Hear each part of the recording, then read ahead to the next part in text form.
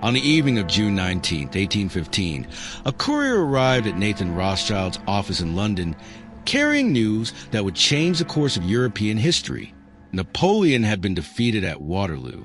Wellington had won. Britain was saved. But here's what made this moment extraordinary. The British government didn't know yet. The official courier was still crossing the English Channel. For approximately 24 hours, Nathan Rothschild, a banker from the Jewish ghetto of Frankfurt, knew the fate of Europe before the kings and ministers who'd fought the war. What happened next has been debated for 2 centuries.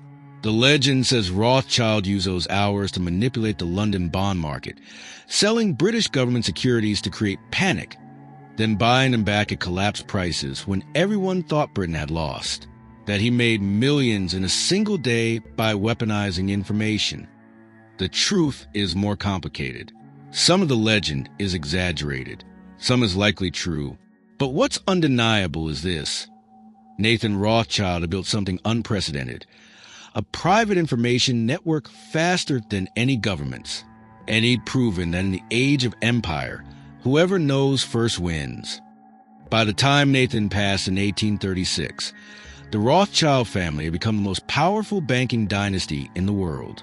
They financed governments, built railroads, funded wars, and shaped the 19th century as profoundly as any king or general.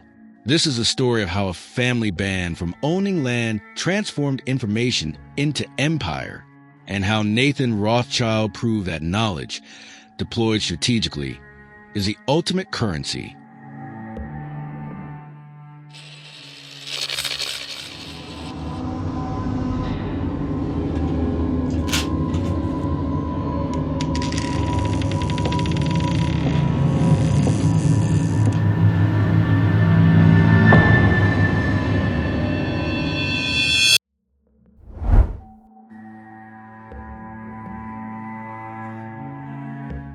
Before Nathan Rothschild, information moved at the speed of horses and ships.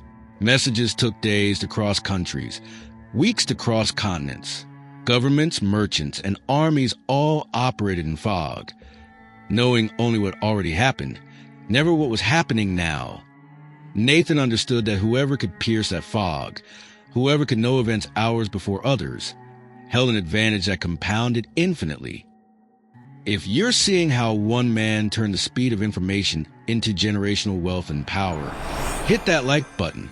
And if you want to follow the complete story of how communication became the ultimate weapon, help us reach 1,000 subscribers. We're revealing the systems that still rule finance today.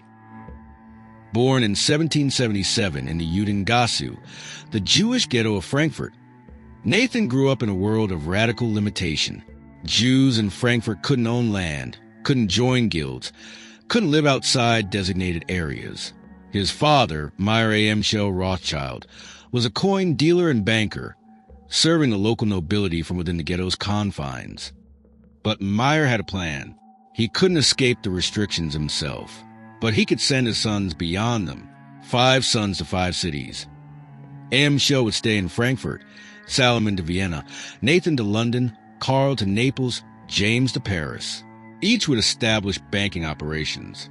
Together, they would build a network that transcended any single nation's control. Drop a comment telling us where you're watching from and what time it is there. The Rothschild Information Network Nathan pioneered now operates as high-frequency trading algorithms executing in microseconds. Let's explore how a banker from a ghetto became a man who knew Europe's fate before its emperors did.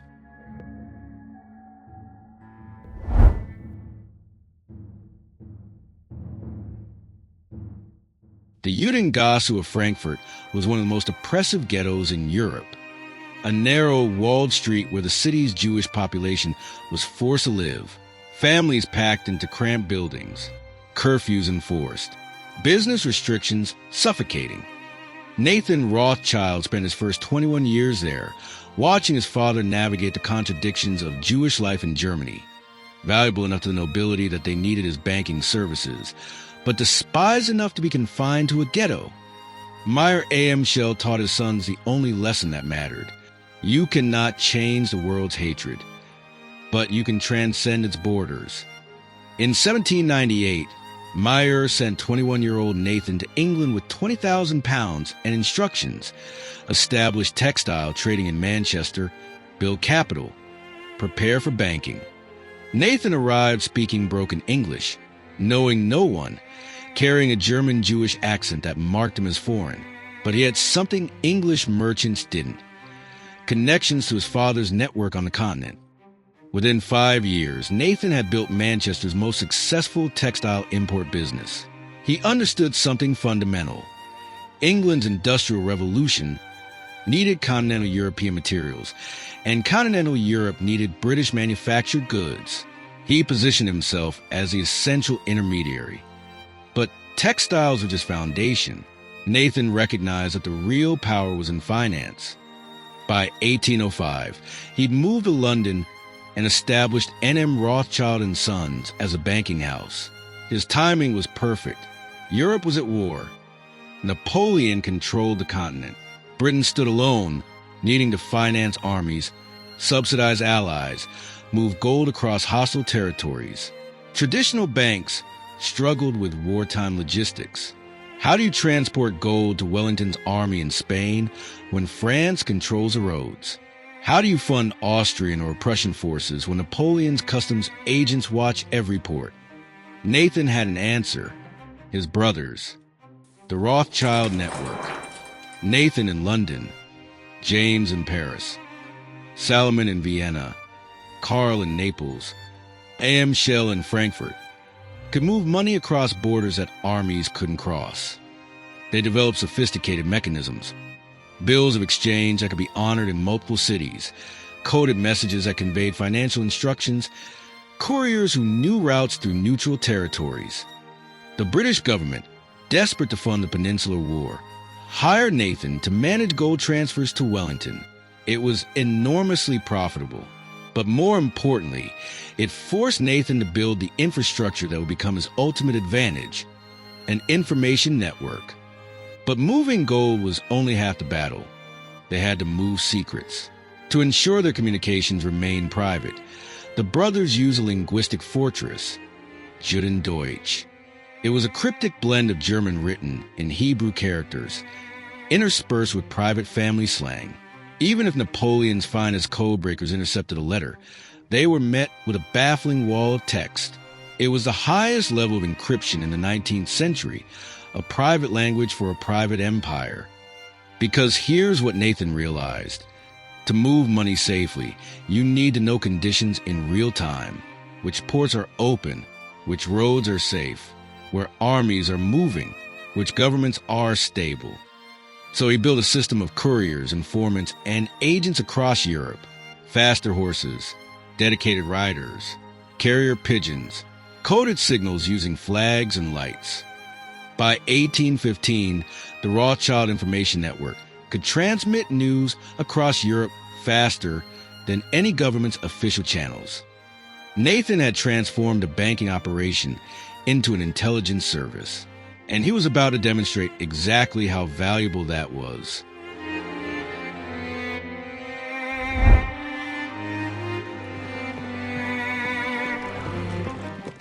Nathan Rothschild's information system wasn't just faster than competitors, it was faster than governments.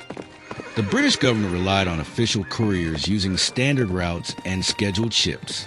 These were predictable, bureaucratic, and slow.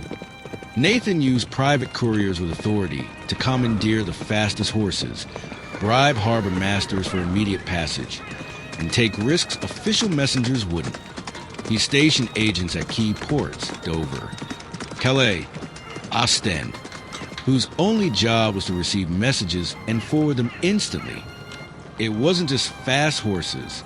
Nathan invested in an internet of feathers.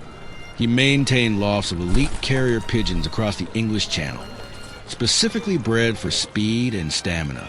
Messages were written on translucent silk paper, rolled into tiny tubes, and hidden beneath the birds' feathers.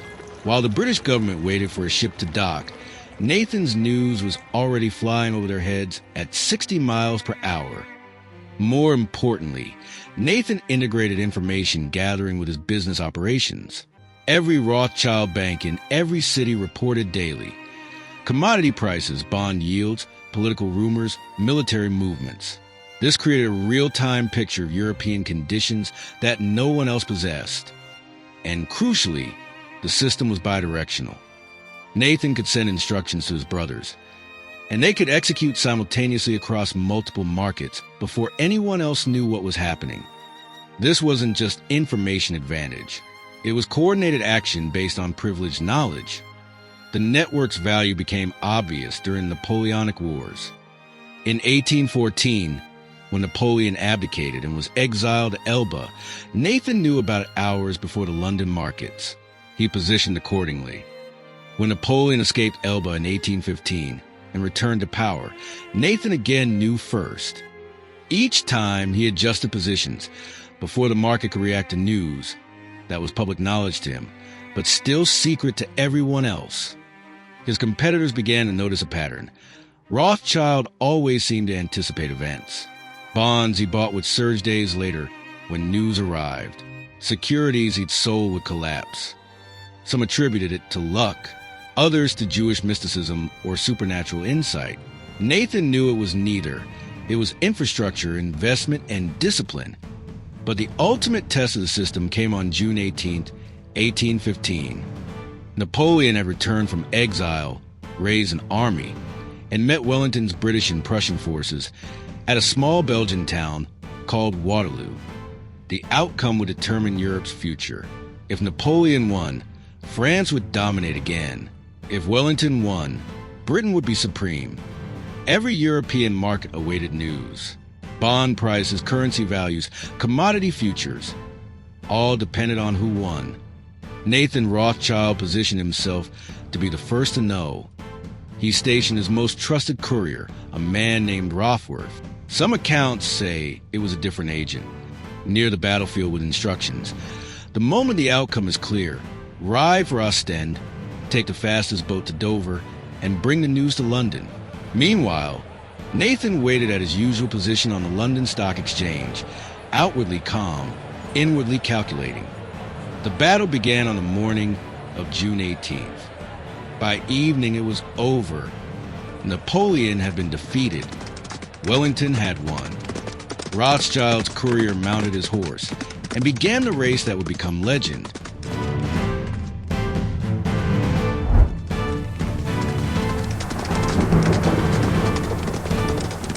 What happened next is one of history's most debated financial legends.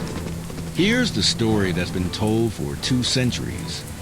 On the morning of June 20th, 1815, approximately 36 hours after battle, Nathan Rothschild received word that Wellington had won at Waterloo, but the British government's official courier hadn't arrived yet. Nathan knew, and no one else did. According to the legend, Nathan went to the London Stock Exchange and began selling British government bonds, consols, in large quantities. The market noticed. If Rothschild was selling consols, it meant he had information. And if he was selling, it probably meant Britain had lost.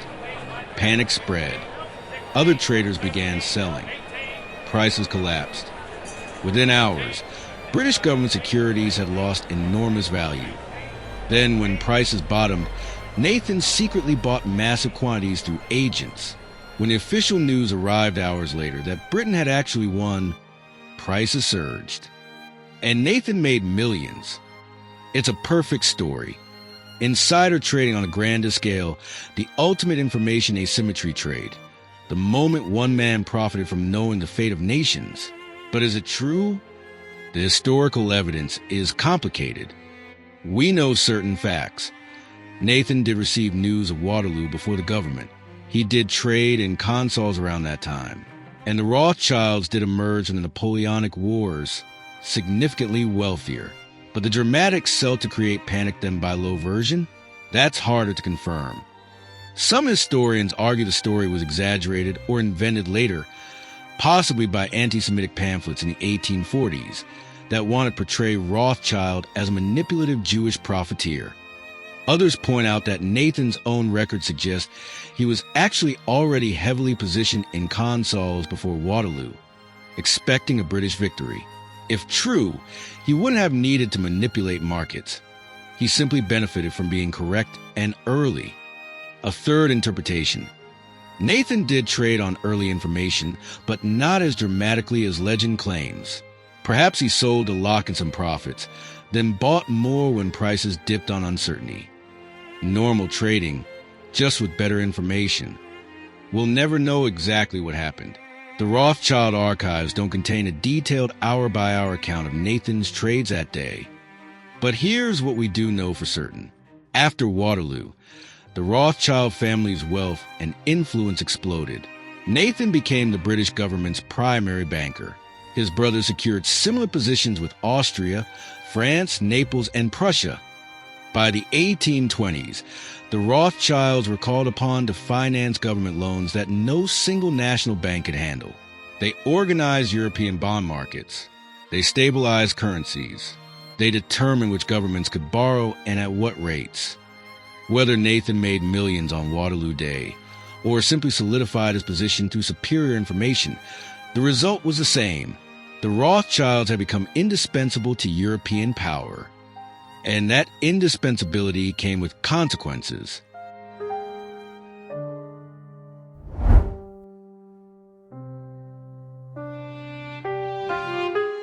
The Rothschild success triggered something predictable: resentment, suspicion, and anti-Semitism. Throughout the 19th century, European society struggled with a contradiction. Jews were excluded from most traditional paths to power, yet some Jewish families, like the Rothschilds, had become enormously powerful through finance. This created fertile ground for conspiracy theories. If Jews couldn't hold political office or own estates, but still influence governments, they must be wielding hidden power that was illegitimate, manipulative, conspiratorial. The Waterloo legend itself became weaponized in this way.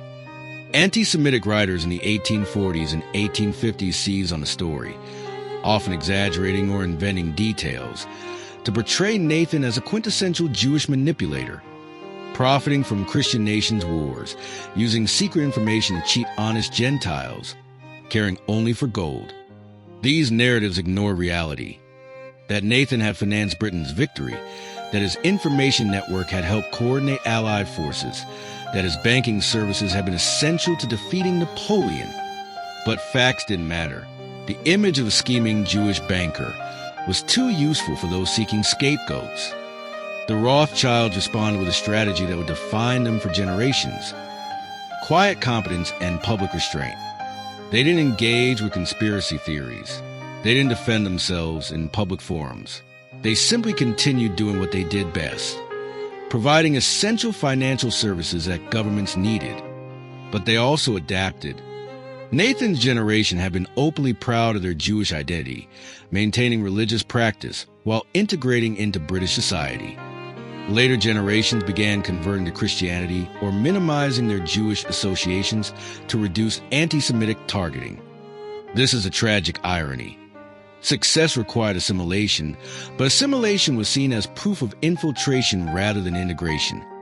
Nathan himself experienced this personally in London. Despite his wealth and importance to the British government, he was never fully accepted by the aristocracy. He couldn't join certain clubs. His children, though born in England, faced persistent questions about their loyalty. In 1815, apocryphal quotes began circulating, often falsely attributed to Nathan. Dramatic statements claiming that the man who controls the money supply controls the empire. Historians have found no reliable evidence he actually said these things, but the fact that society believed he said them perfectly captures the fear his unprecedented financial power inspired in a prejudiced era. The anti-Semitic conspiracy theories about the Rothschilds have persisted for 2 centuries now. They've evolved with technology and politics, but the core narrative remains: a Jewish family with hidden power manipulating world events. The unequivocal modern historical consensus, backed by data in the Rothschild archives, tells a very different story. A family that built competitive advantages through innovation, took risks that others declined, and operated efficiently across borders. The myths endure not because they are factual, but because they serve a psychological purpose. A family that built competitive advantages through innovation, took risks that others wouldn't, and operated across borders when nationality-based banking was a norm. But the myths endure because they serve a purpose, explaining uncomfortable realities, financial power transcending political power, information asymmetry benefiting the informed, through comfortable villains. Nathan Rothschild proved that knowledge is power, and those without knowledge often blame the knowledgeable rather than addressing their own ignorance.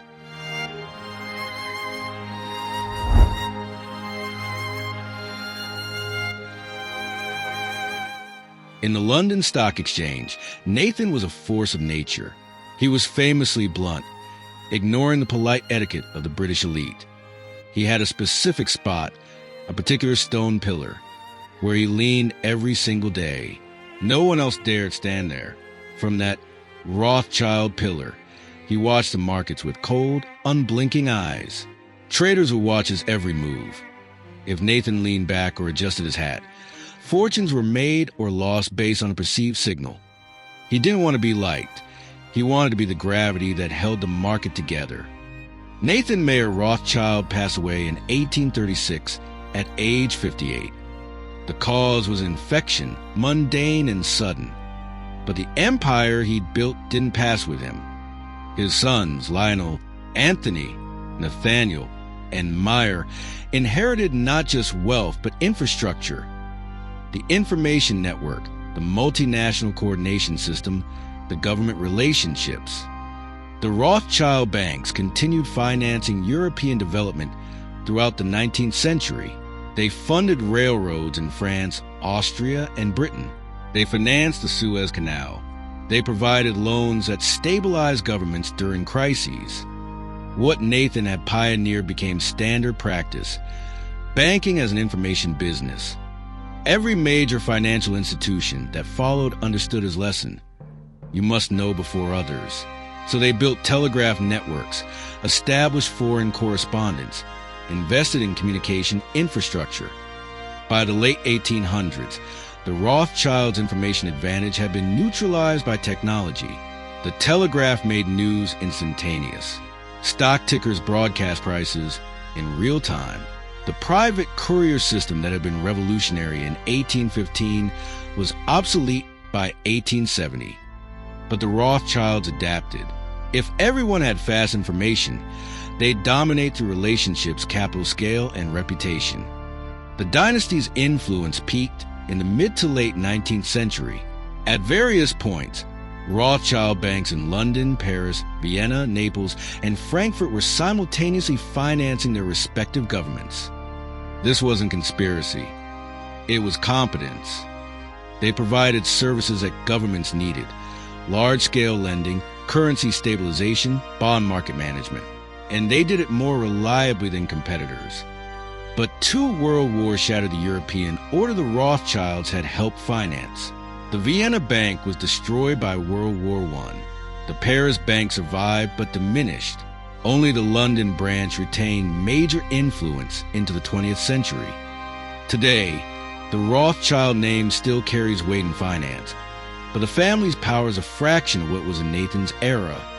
Modern financial markets move too fast, are too large, and involve too many participants for any single family to dominate the way the Rothschilds did in the 1800s. Yet their story remains instructive, because what Nathan understood, that information is the ultimate asset, that networks create compounding advantages, that coordinated action across borders beats isolated national power. These insights are more relevant now than ever. If Jakob Fugger proved that debt is power, and John Law showed that money is belief, and Isaac Lumera demonstrated that you can profit from collapse, Nathan Rothschild revealed something more fundamental. Information, deployed ahead of others, is the force that shapes all markets. Every high-frequency trading firm, every hedge fund with proprietary data sources, every business built on information asymmetry, they're all descendants of Nathan's insight. The methods have changed. The speed has accelerated. But the principle endures. Know first. Act fast. Win. Nathan Rothschild built an empire from a ghetto. He transformed hours of information advantage into generations of power. He proved that in finance, timing isn't everything, it's the only thing. And he demonstrated that the greatest barrier to success isn't lack of capital or connections, it's lack of information. Because whoever knows what's happening before everyone else doesn't just participate in markets, they control them. The Rothschild dynasty's peak has passed, but the game Nathan perfected is still being played every second, in every market, across every border. Only now, the couriers are fiber optic cables, and the advantage is measured in microseconds instead of hours. But the principle remains unchanged. The first to know wins everything.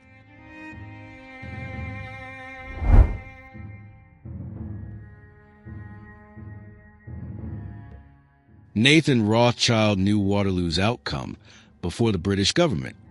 Whether he manipulated the market dramatically or simply traded wisely, the result was the same. He proved that information is the ultimate competitive advantage. He built a network that moved knowledge faster than any governments. He coordinated action across borders before borders could coordinate responses. And he transformed a family from a Frankfurt ghetto into the most powerful banking dynasty of the 19th century. The Rothschild legend has been exaggerated, mythologized, and weaponized for 2 centuries. Some of it is antisemitic conspiracy. Some of it is historical fact. Separating the two requires nuance most people don't bother with. Nathan Rothschild proved that early information is the force that builds empires. He was the master of operating within the system, but he wasn't the first to grasp the invisible mechanics behind the flow of money itself. Decades before Waterloo, while John Law's scheme still appeared infallible to the rest of the world, a solitary figure in the shadows of Paris was writing the secret manual that the Rothschilds would later come to dominate. He didn't just predict the greatest financial collapse in history. He discovered the golden rule that still determines who gains wealth and who loses everything when a government prints currency. A man so dangerous and so brilliant that his death became one of the financial world's greatest unsolved mysteries. In our next video, we go back in time to meet the man who decoded capitalism before it even had a name, Richard Kenyon. If you want to understand how money truly flows before it ever hits your hands, don't miss the next chapter. Subscribe now. Gains and lore continues. Nathan Rothschild proved that information isn't just power. Information ahead of everyone else is empire.